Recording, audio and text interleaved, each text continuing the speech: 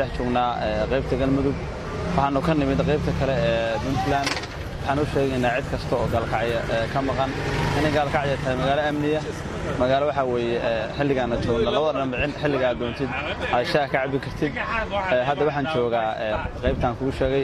dhinaca galmudug waxaan soo doontay shaah waxaan halkaan u imid inaan si qurux badan u tusiyo inay magaalo nabad tahay isdhex gali karo xilliga doon la imaan karo magaalada u jeedid qurux badan dadku waxay ka aaminsan in la isdhex mari karo laakiin waxa uu sheegay dadka in la isdhex mari karo sidaan quruxda badan isku dhex mari karo habeenkii xilli walba la imaan karo waxaan leeyahay aad u mahadsantiin cid walba oo gaalkacyo ka maqan gaalkacnimadaas ka jirta ha timaado oo ha aragto xilligan aan joogno dhinaca kale waxaan ka imid dhinaca Puntland gaalkacyo haddana waxaan joogaa dhinaca galmudug gaalkacyo meesha hartaa wax ka soo adeeganaysa xaafadana soo dukaamaysi tagnay cid laga baqayo iyo cid laga qarinayo inaan reer Puntland ahay ma jirto waxa weeye halkaas laabiga baan ka sheegaynaa in dadku ay isdhex galayaan oo anagu aan reer Puntland ahay galmudug barwaaqa taala waxa la odaga xaafa ku faraadayga galmudug la soo gala maana aqooni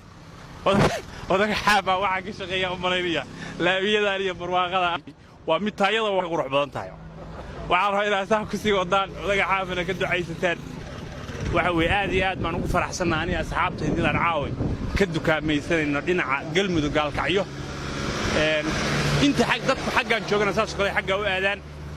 waxa weeye cid kasta oo ka shaqaysay nabadgelyada iyo isdhexgalka iyo barwaaqadaasna waxaan leeyahay khayr Allah idinka siiyo waa waxa ugu badan oo magaaladan laga qabtaan isla inay dadku isdhex galaan